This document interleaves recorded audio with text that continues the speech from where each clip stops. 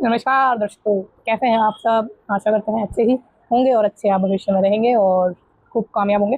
तो आज की जो हम वैकेंसी की बात करने वाले हैं, जिन भी वैकेंसीज की बात करने वाले हैं, वो आपकी आई है गवर्नमेंट ऑफ दिल्ली से। ठीक है, government of MCT of Delhi से और कॉन्ट्रेक्चुअल बेसिस पर है। सबसे पहली बात तो अगर अपॉर्चुनिटी आपके पास आई है तो जो जॉब का नेचर है उसको आप थोड़ा साइड में रखकर जॉब लेने की सोचेगा, क्योंकि बहुत ज़्यादा कंपटीशन है। अगर आपको मौका मिल रहा है कोई भी जॉब पाने का, किसी भी तरीके की जॉब पाने का, तो उसको मत छोड़िए, क्योंकि ये आपके भविष्य को आगे ही बढ़ाता है, पीछे तो नहीं ही लेके जाएगा और नए नए एक्सपीरियंस आपको ज़रूर दिलाता है ना।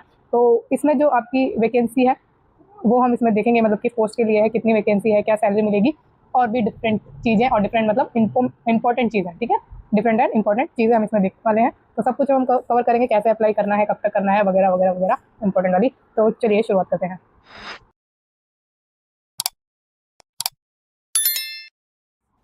तो application are invited for vacancy in state child protection society, district child protection unit, juvenile justice board, child welfare committee and special juvenile police unit. ठीक है, constituted under mission Vatsalya scheme.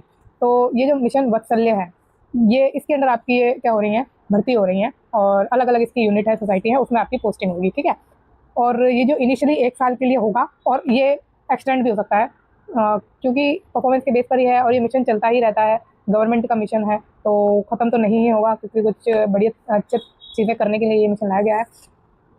तो एक्सटेंड ये होने की इसमें उम्मीद रहने वाली है। तो देखते हैं पोस्ट का नाम और उसकी सैलरी कितनी दे रहे हैं और कितनी ये पोस्ट इन्होंने रखी है। सबसे पहले पोस्ट का नाम है प्रोग्राम ऑफिसर। इसमें आपको देंगे 34,755 रुपये पर मंथ, और एक वैकेंसी है अनरिजर्व के लिए। ठीक है, और ये किस उसके लिए है, स्टेट चाइल्ड प्रोटेक्शन सोसाइटी के अंडर में आपकी भर्ती होगी। फिर जो आपकी district child protection unit, juvenile justice board, child welfare committee and special juvenile police units, ये है, इसके अंडर आपकी अलग अलग पोस्ट है, इनको देखते हैं। तो पहली है डिस्ट्रिक्ट चाइल्ड प्रोटेक्शन ऑफिसर की, 44,023 रुपये पर मंथ की सैलरी मिलेगी। 2 वैकेंसी है, एक ओबीसी के लिए है, एक एसटी के लिए है। फिर प्रोटेक्शन ऑफिसर इंस्टीट्यूशनल केयर के अंडर आप मतलब पोस्ट है, और इसमें 27,804 रुपये पर मंथ की सैलरी है। 4 वैकेंसी अनरिजर्व के लिए है, 3 ओबीसी के लिए है, एक एससी के लिए है। फिर protection officer non institutional care, इसमें भी सेम सैलरी मिलेगी। 4 अनरिजर्व के लिए है, 3 ओबीसी के लिए वैकेंसी है। नेक्स्ट पोस्ट का नाम है लीगल कम प्रोबेशन ऑफिसर, इसमें भी सेम सैलरी ही है। 2 अनरिजर्व के लिए वैकेंसी है और एक ईडब्ल्यूएस के लिए है। नेक्स्ट है काउंसलर की पोस्ट, 24,336 रुपये की सैलरी है इसमें पर मंथ की। एक अनरिजर्व के लिए वैकेंसी है, 2 ओबीसी के लिए है और एक एसटी के लिए है। सोशल वर्कर की पोस्ट है, जिसमें 24,356 की वैकेंसी देंगे, सॉरी 24,356 रुपये की सैलरी देंगे, और 3 अनरिजर्व के लिए वैकेंसी, एक एससी के लिए, 3 एसटी के लिए, 4 ईडब्ल्यूएस के लिए। नेक्स्ट अकाउंटेंट की पोस्ट, 24,356 रुपये की सैलरी देंगे ये। 4 इसमें वैकेंसी है, एक मतलब 4 अनरिजर्व के लिए वैकेंसी है, एक ईडब्ल्यूएस के लिए है और एक ओबीसी के लिए है।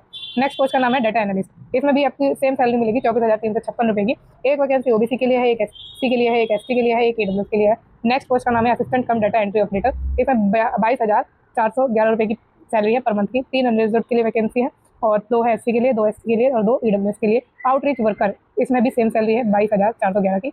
3 अनरिजर्व के लिए वैकेंसी है, 2 ओबीसी के लिए और 2 ही एससी के लिए। ठीक है, तो इसमें जो आपको एक एस्टिक लगा हुआ मिल रहा है यहाँ पे, और यहाँ पे मिल रहे हैं 2 एस्टिक। तो जहाँ भी ये एस्टिक लगे हुए हैं 1 और 2, तो उसका मतलब क्या है कि एक का मतलब है कंसोलिडेटेड रेम्यूनरेशन आपको मिलेगा as per mission Vatsalya scheme. 2 star का मतलब है, या एस्टिक का मतलब है कि कंसोलिडेटेड रेम्यूनरेशन मिलेगा आपको एज पर मिनिमम वेजेस, ठीक है, जो दिल्ली में दिए जाते हैं उसके अकॉर्डिंग। अब इसमें जो आपकी एप्लीकेशन फॉर्म है वो भरनी शुरू हो चुकी है, और लास्ट डेट इसकी है 26 जून 2026। ठीक है, तो रात के 12 बजे तक आप इसमें अप्लाई कर सकते हैं, 26 जून तक। अब इसमें कैसे अप्लाई आपको करना है, ऑनलाइन इसमें आपको करना है अप्लाई। क्वालिफिकेशन भी हम देखेंगे, निश्चिंत रहिए, सब कुछ डिस्कस करेंगे। तो सबसे पहले हम जानते हैं कि इसमें आपका सिलेक्शन तो देखो जहाँ तक है ऑनलाइन, मतलब इंटरव्यू से ही होगा, ऑनलाइन इंटरव्यू नहीं, मतलब सिलेक्शन आपका जहाँ तक कहा जा सकता है कि इंटरव्यू के बेस पर होगा। अब ऑनलाइन इंटरव्यू होगा या ऑफलाइन, ये डिपेंड करता है। इंटरव्यू ही होगा, इसमें इंटरव्यू का जिक्र है। ठीक है, तो वो हम देख लेते हैं। सबसे पहले ऑनलाइन अप्लाई करना है आपको, और after scrutiny of application the list of eligible candidate will be displayed on the website of the department. The candidate are advise to regularly check the office website of the department to know the latest update in this regard. तो जो आपकी application scrutinise हो जाएगी, उसके बाद ये जो candidate होंगे शॉर्टलिस्टेड, उनकी लिस्ट देंगे वेबसाइट पर ही, तो उसके लिए आपको रेगुलरली चेक करना है। ठीक है, तो इसको रिस्क को आप लेना मत बिल्कुल भी, कि आप सोचें कि आपको मेल आ जाएगा या कुछ आ जाएगा। मेल भी ये कर सकते हैं, तो उसके अलावा आपको रेगुलरली वेबसाइट चेक करनी ही करनी है, क्योंकि टेक्निकल इशू की वजह से कभी कभी मेल रिसीव नहीं भी होते, है ना। तो इन चीज़ों का ध्यान रखिएगा। फिर नेक्स्ट है only shortlisted candidate will be call for interview. तो इंटरव्यू आपका करेंगे, and decision of selection committee shall be final and binding. ठीक है, इन this regard department notice board and official website में रेफर्ड। तो ये इसको आपको देखना है, जो भी शॉर्टलिस्ट होंगे कैंडिडेट उनके लिए, और जो भी चीज़ें हैं। ठीक है, बाकी ये कह रहे हैं कि ये इन्फॉर्म तो करेंगे ईमेल के द्वारा भी, तो ठीक है, ये अच्छी बात है कि ईमेल से करेंगे, आपको नोटिफिकेशन आएगा। बट कभी कभी नहीं भी आता है मेल। तो ध्यान रखिएगा, जो मैंने कहा है उसको प्लीज़ एस्ट्रिक करके नोट कर लीजिए, क्योंकि मिस हो जाते हैं बच्चों के इंटरव्यू बिकॉज़ उनको नोटिफिकेशन नहीं आता मेल पे, या मेल रिसीव नहीं होता टेक्निकल इशू की वजह से। ठीक है, ये चीज़ आप ध्यान रखिएगा प्लीज़।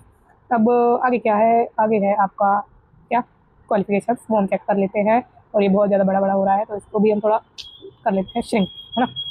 तो अच्छा भाई, इतना ठीक है आई थिंक। ओके, तो ये प्रोग्राम ऑफिसर के लिए जो मैंने आपको सैलरी बता दी है, उसकी एज लिमिट उन्होंने 40 साल रखी है। इसमें उन्होंने क्या मांगा है, पोस्ट ग्रेजुएशन मांगी है, और किसमें मांगी है, सोशल वर्क में, या सोशोलॉजी में, या चाइल्ड डेवलपमेंट में, या ह्यूमन राइट्स में, या पब्लिक एडमिनिस्ट्रेशन में, या फिर साइकोलॉजी में, या सेक्रेटरी में, या लॉ में, या पब्लिक हेल्थ में, या कम्युनिटी रिसोर्स मैनेजमेंट में।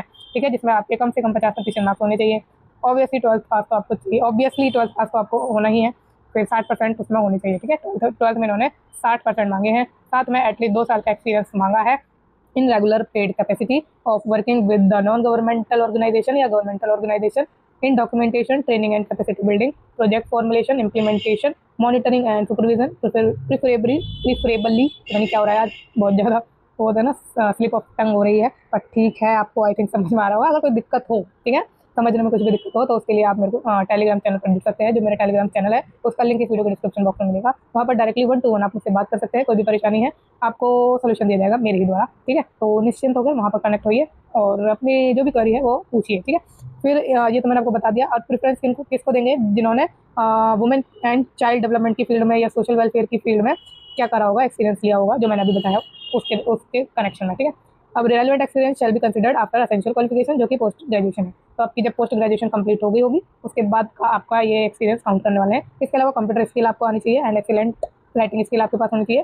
फ्लुएंसी मांगी है इंग्लिश एंड हिंदी दोनों में। ठीक है, अब ये नेचर ऑफ वर्क है, मतलब आपसे क्या करवाएंगे, बाकी ये तो सिलेक्शन के बाद आपको पता चली जाएगा। बाकी आपको जब आपका इंटरव्यू के लिए कॉल आ जाए, तब आप इन चीज़ों को जरूर पढ़ लीजिएगा, क्योंकि इंटरव्यू में ये चीज़ें पूछी जा सकती हैं। ठीक है, तो ये चीज़ आप ध्यान रखिएगा।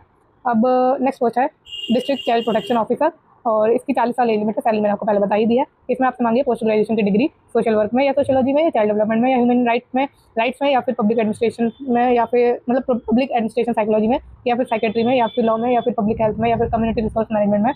50% मार्क्स होने चाहिए, 12th होनी चाहिए 60% मार्क्स के साथ।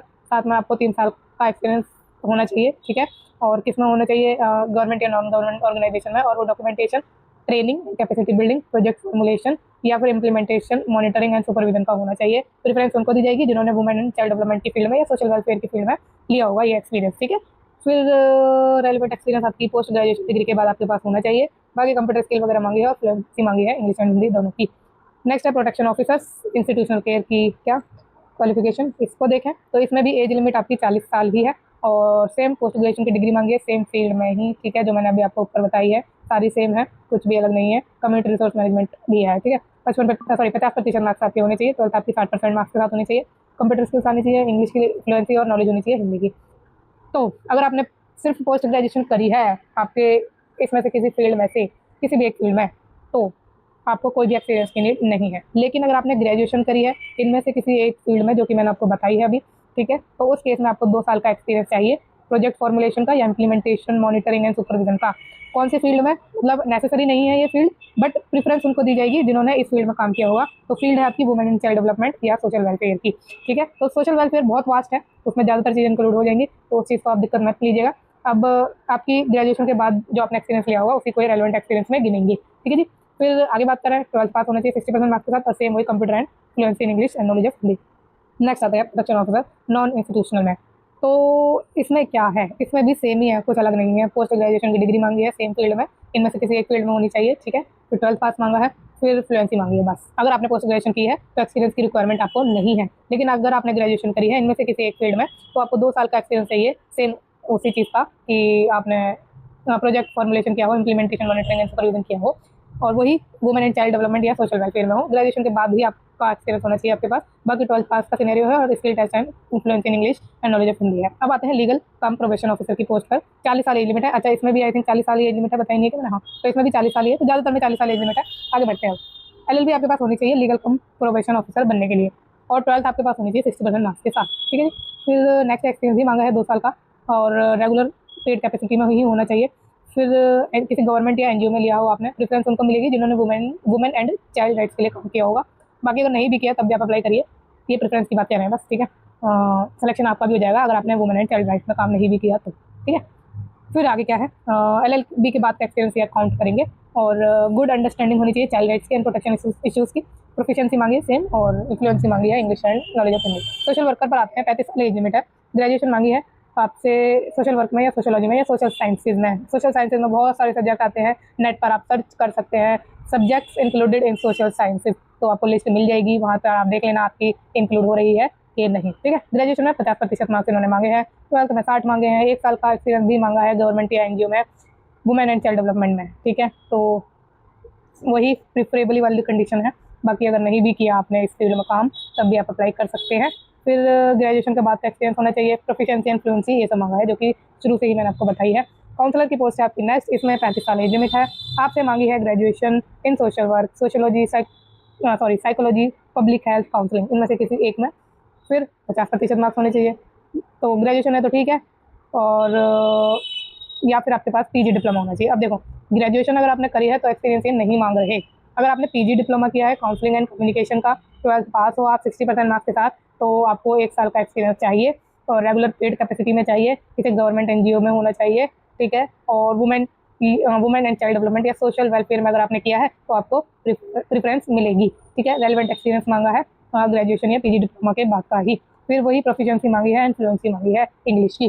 फिर नेक्स्ट अकाउंटेंट की पोस्ट, 35 साल एज लिमिट है। ग्रेजुएशन मांगी है कॉमर्स में या मैथमेटिक्स में, 50% मार्क्स के साथ। 12th मांगी है 60% मार्क्स के साथ। 1 साल का एक्सपीरियंस मांगा है आपसे डिजायर्ड फील्ड, मतलब कि जो आपकी ये फील्ड है उसमें आपने वर्क किया हो उसका। फिर ग्रेजुएशन के बाद का ही आप ये एक्सपीरियंस काउंट करेंगे। Computer skill command and tally होनी चाहिए, इंग्लिश की फ्लुएंसी होनी चाहिए। डाटा एनालिस्ट पर आते हैं अब, 35 साल एज लिमिट है। ग्रेजुएशन मांगी है स्टैटिस्टिक्स में या मैथमेटिक्स में या इकोनॉमिक्स में, या फिर BCA मांगा है आपसे, ठीक है। यानी कि कंप्यूटर में आपकी ग्रेजुएशन होनी चाहिए 50% मार्क्स के साथ। 12th पास होना चाहिए 60% मार्क्स के साथ। 1 साल का एक्सपीरियंस मांगा है रेगुलर पेड कैपेसिटी में। और वुमेन एंड चाइल्ड डेवलपमेंट का क्या मांगा है इन्होंने, एक्सपीरियंस मांगा है, मतलब इस फील्ड में मांगा है। और एक्सपीरियंस जो है आपका ये काउंट करेंगे ग्रेजुएशन के बाद। बाकी नॉलेज होनी चाहिए इंग्लिश एंड हिंदी की, दोनों की, ठीक है। फिर असिस्टेंट कम डाटा एंट्री ऑपरेटर पर आए तो 12th पास मांगा है, जिसमें आपके 60% होने चाहिए, साथ में 1 साल का डिप्लोमा या सर्टिफिकेट होना चाहिए कंप्यूटर एप्लीकेशन में ही। और टाइपिंग स्पीड ऑब्वियसली होनी चाहिए 35 वर्ड पर minute in English on computer. साथ में 1 साल का वर्किंग एक्सपीरियंस मांगा है in the field of women and child development. तो देखो डाटा एंट्री ऑपरेटर है, तो ये इन्होंने मेरे ख्याल से सब में कॉपी पेस्ट ही कर दिया है। तो अगर इसमें आपका नहीं भी है वुमेन एंड चाइल्ड डेवलपमेंट में एक्सपीरियंस, बट आपने एक्सपीरियंस लिया है 1 साल का, तो आपको इसमें अप्लाई करना चाहिए, क्योंकि ये प्रेफरेंस वाली बात हो जाएगी। बाकी प्रेफरेंस मतलब ये इनको प्रेफरेंस देंगे, बट मौका आपको भी मिलेगा सिलेक्शन लेने का पूरा पूरा, है ना। तो उस चीज़ से आप निश्चिंत रहिएगा, बिना झिझक के, बिना किसी डाउट के अप्लाई कर देना। अब आते हैं आगे नेक्स्ट और लास्ट पोस्ट पे, आउटरीच वर्कर पर। 12th पास मांगा है 60% मार्क्स के साथ। कम्युनिकेशन स्किल की नॉलेज गुड, मतलब स्किल गुड होनी चाहिए। फिर इंग्लिश और हिंदी की नॉलेज होनी चाहिए। 1 साल का एक्सपीरियंस मांगा है। फील्ड कौन सी है, women and child development. Basic knowledge होनी चाहिए कंप्यूटर्स की। तो सब कुछ कवर कर चुके हैं हम इस वीडियो में। कोई भी डाउट है, कुछ भी है, तो आप मेरे टेलीग्राम चैनल पर जुड़ सकते हैं। बाकी कमेंट भी कर सकते हैं वीडियो के कमेंट सेक्शन में। कमेंट सेक्शन में ऐसा हो सकता है कि डिले मिले थोड़ा सा रिप्लाई में, बट टाइम लगा रिप्लाई आप चाहते हैं तो उसके लिए टेलीग्राम चैनल पर जुड़िए, वहाँ पर आपको इन टाइम जवाब मिलेगा, ठीक है। तो वीडियो कैसी लगी है कमेंट सेक्शन में बताना। अच्छी लगी हो तो लाइक कर देना और चैनल को सब्सक्राइब भी कर देना please. Bye, good night and all the best for your future.